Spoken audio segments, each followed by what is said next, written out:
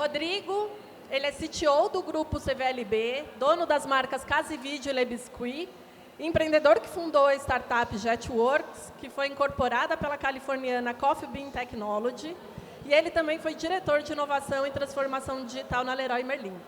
Obrigada, Rodrigo, por estar aqui.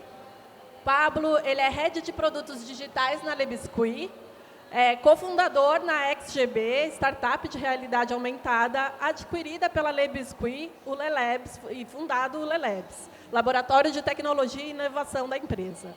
Após participar da estruturação da área de produtos e liderar as áreas de CRM e performance. Obrigada, Pablo, Rodrigo, pela presença. Prazer. A ideia aqui, então, eles primeiro, gostaria de pedir para vocês contarem um pouco, a gente vai falar um pouco sobre 3D, realidade aumentada. Tem uma série de perguntas para fazer, mas antes eu queria pedir para vocês mostrarem um pouquinho desse case para a gente. Legal, acho que tem um... Pode passar o slide aí, só para a gente começar a falar um pouquinho.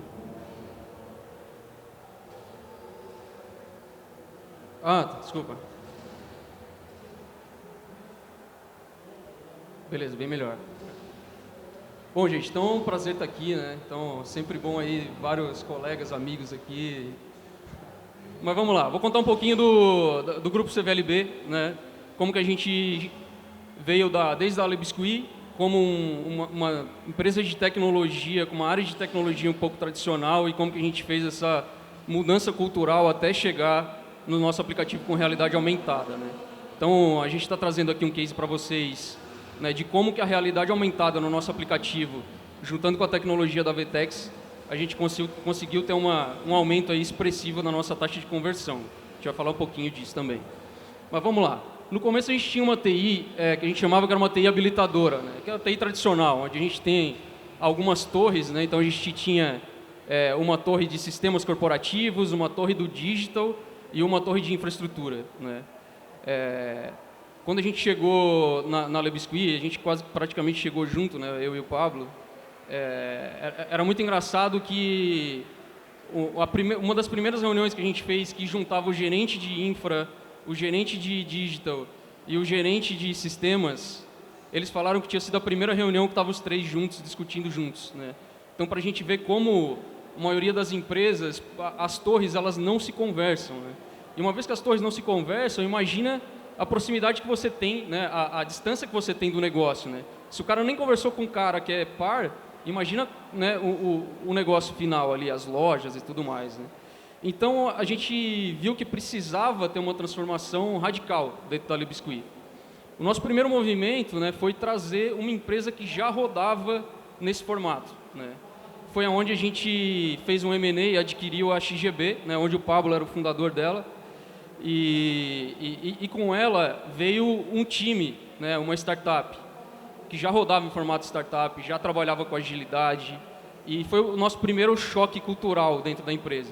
Então a gente trouxe uma cultura de startup completamente diferente da cultura da Le Biscuit, que é uma empresa de 50 anos, né, de mercado, e o que a gente percebeu é que isso funciona muito bem, né.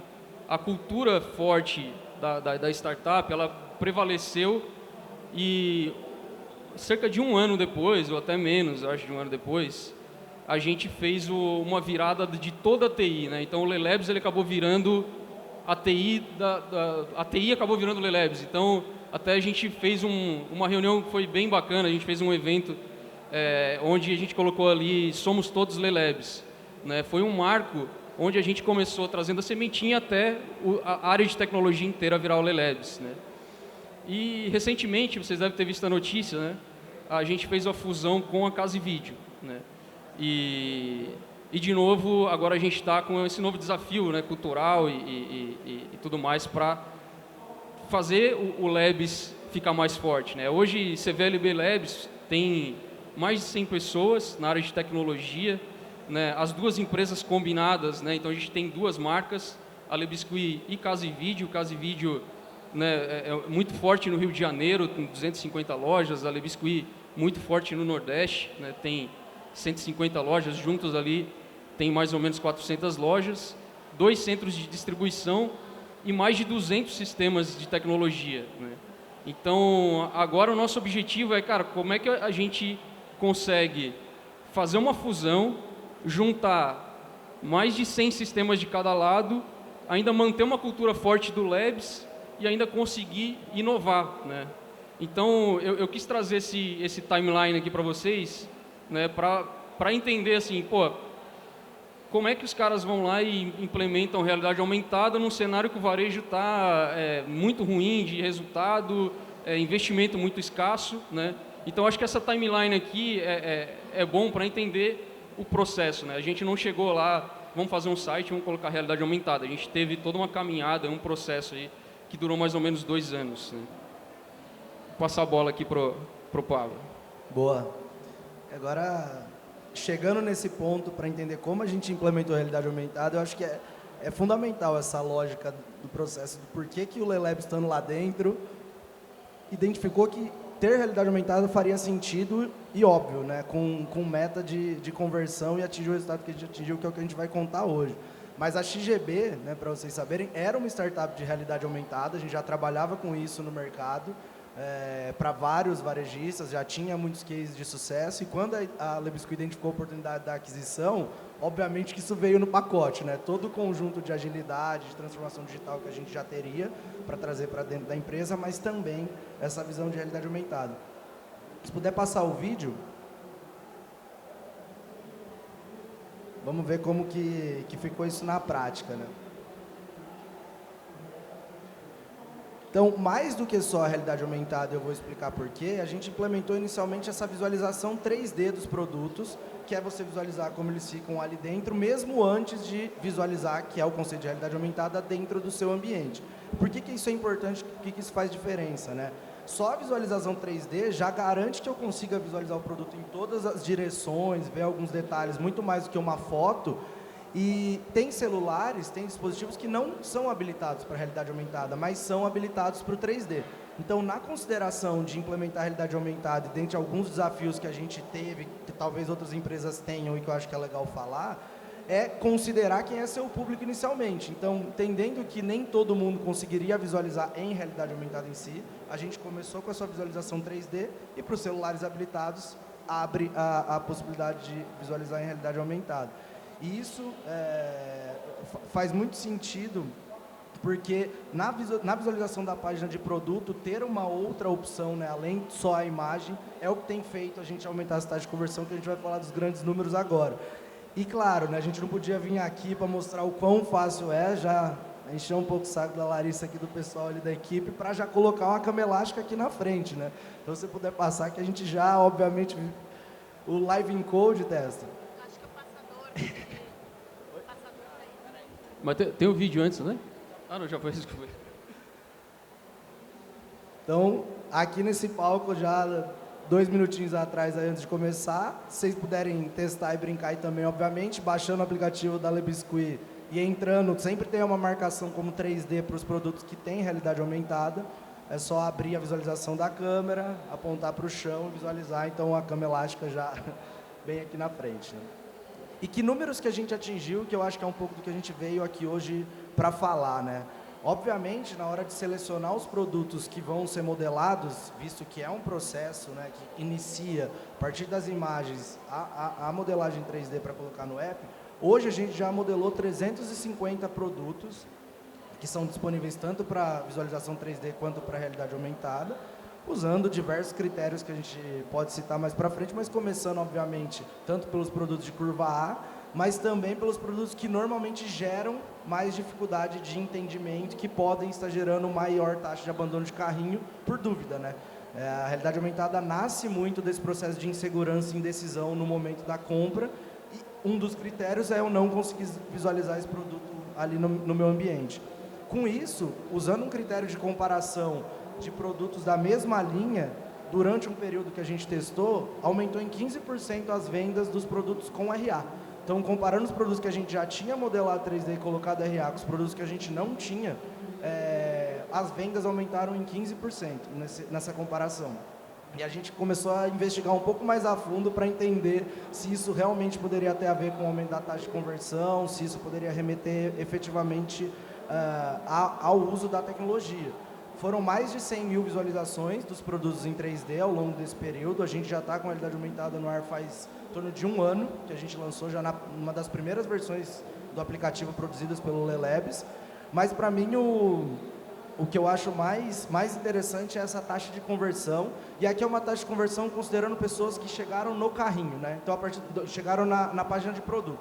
A partir do momento que eu entrei na PDP, hoje, a taxa de conversão que a gente tem é de 3,52 a partir do carrinho, né? A partir da página de produto. Acessei uma página de produto, 3,52% das pessoas efetivamente compram. Das pessoas que visualizam o produto em 3D, essa conversão vai para 16%. E das pessoas que visualizam o produto em RA, essa conversão vai para 18%. Então, isso tem mostrado que, efetivamente, exatamente no fator ali de decisão, no momento que eu estou olhando o produto, já consegui calcular frete, já consegui visualizar outras informações a respeito dele, eu visualizar ele no meu ambiente tem interferido efetivamente na taxa de conversão e aumentado as compras. Esses são nossos grandes números aí e ficamos abertos para as perguntas. Vamos lá. Se quiser complementar alguma coisa, Rodrigo? Não, acho que é isso, a gente responde nas perguntas, mas eu acho que o grande diferencial da realidade aumentada é que você consegue ter certeza das dimensões do produto. Como a gente é focado em coisas para casa, né? Eu particularmente usei bastante quando me mudei, então eu queria saber a altura certa para um lixinho de banheiro. Se você olha no site, parece que são todos iguais, né? Você vai ver, muda ali os centímetros, mas a imagem é igual. E uma vez que você consegue projetar, e a gente conseguiu fazer isso com um baixo custo, depois eu acho que a gente vai falar disso, né? Simplesmente com as fotos anguladas e steel, a gente consegue gerar esse 3D e fazer essa projeção e fica muito real, né? Então, vocês podem testar depois aqui, né? Se não der certo, o testa que está aí na frente a gente vai conversar, mas deve dar certo. Boa, boa. Vamos lá. Acho que vocês explicaram um pouco como que foi a inserção via M&A, até vocês adquiriram esse conhecimento, né, através desse M&A. Mas eu imagino que na Lebiscuit vocês têm uma lista enorme de implementações de funcionalidades que vocês querem colocar no ar. E minha primeira pergunta é, esse tipo de funcionalidade de 3D, realidade aumentada, normalmente ela não traz na hora ali o retorno sobre o investimento que você faz, né? Tanto financeiro quanto em tempo da sua equipe. Como que foi esse processo de priorização e até de defesa de que essa funcionalidade tinha que entrar naquele momento para vocês? Sim. Bom, tem vários elementos, né? Não é uma coisa específica que fez a gente ter essa ideia, mas começa com o próprio board, né, estratégico. O presidente do conselho tinha feito uma viagem na China, ele tinha visto como que funcionava o New Retail lá do Jack Ma, todas aquelas coisas funcionando harmonicamente. E uma coisa que encantou muito, né, naquele momento foi toda essa parte de realidade aumentada, 3D e tudo mais. Então já tinha uma certa vontade, né, de ter esse nível de inovação. Porém, obviamente, né, varejo, margens baixíssimas, né, um investimento muito racionalizado, né, o que a gente... Qual foi a grande nossa tomada de decisão? Primeiro que a gente tinha tecnologia em casa. Quando a gente adquiriu a XGB, o principal produto deles era 3D e realidade aumentada, né? O segundo fator foi o que eu comentei antes. Hoje, a gente consegue, além de ter a solução dentro de casa, a gente consegue ter uma solução muito barata, porque é muito caro você fazer fotos 3D, mas o sistema que foi desenvolvido, a gente utiliza a mesma foto estilo do produto, né? Então você tira a foto nos ângulos corretos e o software faz a geração da imagem ali 3D. Então a gente não teve que investir em câmera 360, em fotógrafo especializado em 3D, né? O mesmo fotógrafo hoje, ele tem autonomia para gerar as fotos. Então teve todos esses elementos, né? A vontade que a empresa tinha de fazer, alinhado com a tecnologia que a gente adquiriu com a entrada da XGB, que não foi exatamente por isso, né, mas por todas outras coisas, desenvolvimento de aplicativo e tudo mais, né, a gente teve um case importante que a gente desenvolveu o nosso primeiro aplicativo com o Lelabs em 3 meses, né? Obviamente, né, de um formato bem MVP, mas esse aplicativo que a gente desenvolveu em 3 meses, ele já foi, se eu não me engano, 40% maior do que o que estava antes. Então a gente trabalha muito essa agilidade e tendo um time, tendo um lab interno, isso também facilita bastante, assim.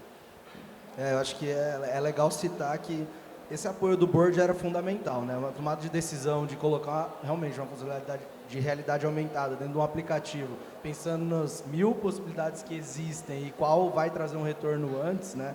Isso era acompanhado muito de perto, né? O Logis, que até era nosso CEO na época que está aqui, as reuniões que a gente tinha semanalmente, mostrando os resultados e avaliando se estava indo no caminho certo ou não, eram fundamentais para decidir e endossar, apoiar que, ok, esse caminho está sendo bem priorizado, a gente tem muita autonomia dentro do time de produto para a tomada de decisão sobre qual funcionalidade entra, né, na sequência, e esse alinhamento com o board, com a diretoria, sobre essa priorização e essa confiança que é gerada para ter essa autonomia, acho que fez bastante diferença também nessa decisão, Lari.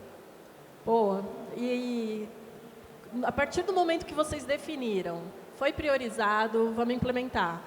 Acredito que você já deva ter vivido essa implementação em outros negócios, até porque foi, né, um M&A que vocês foram fundidos aí com a Lebiscuit. Mas no momento que decidiu implementar, quais foram os problemas, as dificuldades, aonde vocês esbarraram, falando especificamente da Lebiscuit? Ótimo. Foi para o ar em um dia, né, Tess, eu acho. Não, na verdade, eu acho que de parte de tecnologia, realmente não foi o nosso grande desafio, exatamente pelo fato de que a gente vinha desse mercado. A gente já tinha passado esses desafios em outras empresas, e um dos principais desafios é como abrir isso numa tecnologia web, que sustente o máximo de soluções possíveis, né? Dentro do nosso aplicativo, quando abre, é uma visualização externa, né, a web. Eu vou para um web view e volto para usar as tecnologias nativas de cada aplicativo, que é o ARCore e o ARKit, que são as tecnologias do Google e da Apple, respectivamente. Isso aumenta muito a performance do próprio celular, então, parte de tecnologia estava tudo ok. Só que mesmo empoderado para fazer isso, com a tecnologia ok, comunicar com as outras áreas e conseguir garantir que o próprio cliente também saiba que aquilo existe, para que aquilo é bom para ele, foi o grande desafio, né? Então, a gente teve muito mais tempo dedicado à construção da jornada do usuário, usando realidade aumentada dentro do app. Então, realmente, mais do que provar, porque já seria feito, mas em que momento da jornada entrar? Faz sentido ter essa visualização 3D e ARA na mesma tela? Um dos problemas que começava a gerar uma desconfiança era, mas isso não vai impactar o tempo de carregamento ali daquela página? Porque é só uma foto, vou colocar um 3D ali dentro. Então, como separar o 3D para garantir que ele não carregue quando eu abro a PDP, então não tem nenhuma influência, só se eu efetivamente clicar em 3D que eu vou passar a gastar a internet, enfim, para carregar. Então, toda a jornada de usuário foi um primeiro desafio, para garantir que os clientes chegariam ali naquela funcionalidade e que saberiam utilizar. Disso, a gente teve que realmente pôr na rua, testar com o usuário, não funcionava. Aí as pessoas falavam assim, cara, mas eu não estou conseguindo, eu não entendi o que tem que acontecer. Antes, a tag chamava ver em realidade aumentada. As pessoas não precisam saber que é realidade aumentada, entendeu? Eu não preciso falar o termo especificamente, que tinha gente que não sabia. Depois de muita gente perceber que o 3D era acessado, mas a realidade aumentada não necessariamente, tipo, pô, será que está claro o que é realidade aumentada? Aí eu fazia teste com o usuário controlado de novo e ele parava e falava, o que é ver realidade aumentada?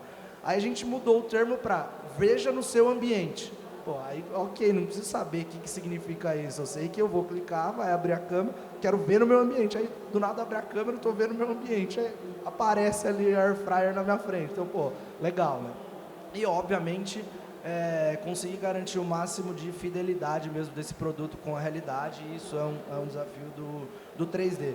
Mas, sobrepassando todas essas temáticas, Lari, que para mim, como área de produto e como a lógica que a gente trabalha, que eu acho fundamental, e aí é independente de se o projeto seja de realidade aumentada ou qualquer outro, é um papel, até um cargo que existe, né, mas que lá a gente atua mais como papel, porque a gente não tem exatamente esse cargo, que é de Product Marketing Manager, né, que é realmente essa relação de um time de produto com as áreas de negócio. E como que essa inter-relação garante que as pessoas vão saber que aquilo existe.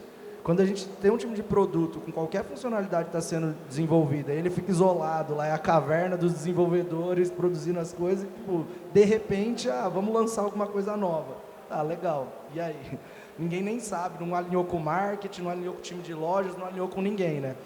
Como a gente consegue ter esse papel efetivo, conversando com as áreas, levando para reuniões de forecast do e-commerce e reuniões do e-commerce, uma release de tudo que a gente vai lançar na próxima sprint, criando um tech board que foi uma forma de visualização do que a gente estava desenvolvendo ali bem no modelo de Kanban, para que todas as áreas estejam compradas, patrocinando o que vai ser lançado e informadas mesmo antes do lançamento, era um desafio que a gente tinha no começo e que foi a forma como a gente solucionou, criando esse processo mesmo, que a gente garante que não só isso tenha dado certo, mas outros lançamentos posteriores também.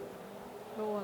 Só rapidinho, só para complementar, a única coisa é, cara, façam e meçam, né, cara? Não adianta você fazer, porque ele é muito difícil de medir, né? Então, eu acho que um dos grandes nossos desafios até hoje é medir, porque você vai comparar como um produto que tem 3D com outro produto, mas aquele produto já é um produto que vende mais, ele está com 3D, ele vai vender mais, óbvio, né? Então, esse teste AB, como que você separa, cria esses grupos de controle é fundamental para fazer esse teste. E até pegando o gancho dessa parte do testar, a gente sabe que a Le Biscuit tem em média 50 mil SKUs. E aí, na hora de definir quais são os itens que vão ter essa funcionalidade, qual categoria deveria ser focado, e até para vocês mensurarem, né, qual categoria está trazendo o melhor resultado. Como que é esse processo de seleção de itens e até de mensuração para ver o que funcionou e o que não? Assim, alguns produtos são mais óbvios, né, porque tem produto que você já corta, né, já da lista olhando para o produto, né? Então, por exemplo, um talher, por mais que ele venda mais, um copo, que é um dos produtos campeão de vendas, também não faz sentido. Mas dos produtos que fazem sentido, né, a gente sempre priorizou os produtos da nossa curva A, né? Apesar de a gente ter 50 mil SKUs, a gente tem mais ou menos 300 produtos que fazem 80% da venda, né?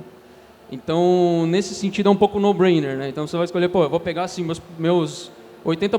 meus 300 produtos que fazem 80% da minha venda e ali eu descarto aqueles que a gente sabe que não adianta ter, né? Então, alguns produtos menores ali, alguns produtos que você não tem que projetar. Então, primeiro é o uso. Como é que eu vou usar isso no meu dia a dia? Vale a pena eu projetar na minha casa? Vale a pena eu projetar num ambiente externo? Como, por exemplo, a cama elástica ali que o Pablo colocou, né? Como é que você vai saber? E, geralmente, alguns tipos de produtos, né, não tem como ele nem na loja ficar ele exposto, né? Porque são produtos muito grandes, né? Então, se você está num ambiente externo e você projeta aquele produto, você vai saber exatamente em dimensões reais, né, e com detalhe que você vai chegando perto, você vai aproximando e vai vendo os pequenos detalhes de cada produto.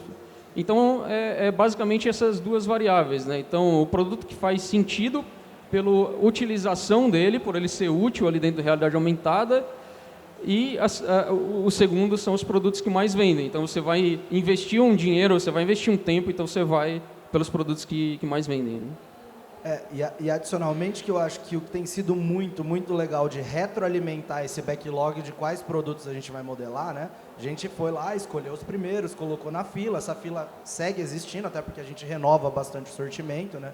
Mas o que o Rodrigo citou, às vezes tem produtos que não tem nem na loja. E a gente tem hoje implementado dentro da loja, que até vai ser temática de uma outra palestra aqui, em parceria com o CVLB, que é o que chamava Lê Mais dentro da Le Biscuit, Casa Mais na Casa e Vídeo, que é a gôndola estendida, né? Que é aquele conceito, até usando o VTEX in Store, dos produtos que não tem na loja, mas eu posso comprar dentro da loja para receber em casa. Uma maneira de comprar no e-commerce estando dentro da loja.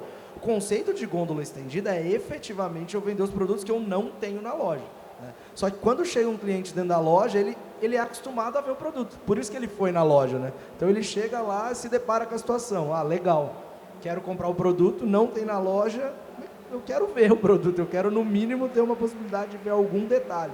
Então, os vendedores da gôndola estendida, que a gente tem vendedores ativamente também atuando com o tablet VTEX Store, mostrando, né, todo esse cardápio de soluções do e-commerce que não tem na loja física, eles têm sido uma das nossas principais fontes de novos produtos a serem modelados.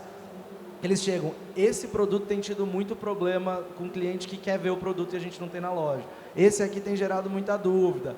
Esse aqui tem de tal cor, mas a gente gostaria de mostrar outras cores. Então, essa semana, a gente acabou de colocar uma fritadeira nova de 12 litros e é muito difícil entender a dimensão dela frente às outras que tem ali dentro da gôndola, né, de 3 litros, 4 litros. Então, eles colocam também novos produtos para serem modelados no backlog, sabendo que efetivamente lá na hora, não é só o próprio cliente em casa abrindo o app e vendo realidade aumentada. É na loja, o vendedor abrindo no tablet, projetando ali em cima da gôndola, no chão, na mesa, qualquer lugar para o cliente visualizar, e isso ajuda ele a trocar, enfim, a decidir qual seria. Muito bom. E nesse minutinho final, alguma dica para os varejistas que querem implementar a funcionalidade nos seus aplicativos? Alguma dica de ouro? Eu acho que o Rodrigo trouxe um ponto que é fundamental, já nasçam, caso vão implementar, já nasçam com a ideia de medir os resultados, porque isso é o que vai, obviamente, gerar uma defesa, né, da continuidade dessa funcionalidade, mas, sinceramente, hoje a gente já está com a tecnologia num nível muito satisfatório para implementar isso de uma maneira relativamente rápida e simples, buscando algum parceiro especializado, obviamente, que faça isso. Então, usando as tecnologias do Google, da Apple, mas com parceiro especializado, não inventem de querer complicar muito, selecionem produtos iniciais e façam de uma maneira que dê para testar rápido, como toda a visão mesmo de criar um MVP, mas usando a tecnologia web, sem ter que implementar isso ainda dentro do aplicativo, certamente dá para selecionar alguns produtos, colocar os critérios de decisão para medir, colocar no ar, comunicar às pessoas que isso existe, fazer um marketing em cima disso e avaliar se realmente para o mercado, né, de quem implementaria, isso fez sentido, aumentou a taxa de conversão para seguir. Mas comecem web para testar rápido e aprender rápido. E acho que tem um desafio aí para o time que está aqui também, para o nosso time que está aqui também, e aí uma oportunidade para todo mundo, alguma coisa que a gente combinou lá na VTEX, junto com o Rafa Forte, com a Rafa Rezende também, é que ano que vem a gente vamos fazer um compromisso aí de lançar um plugin ali pro VTEX, para ser nativo VTEX. Essa solução que a gente tem hoje, que ela é barata, ela é fácil de implementar, você não vai precisar ter uma equipe gigante, então a gente está com essa intenção de desenvolver uma extensão aí e disponibilizar para todos os clientes da VTEX aí a partir do ano que vem. Muito bom.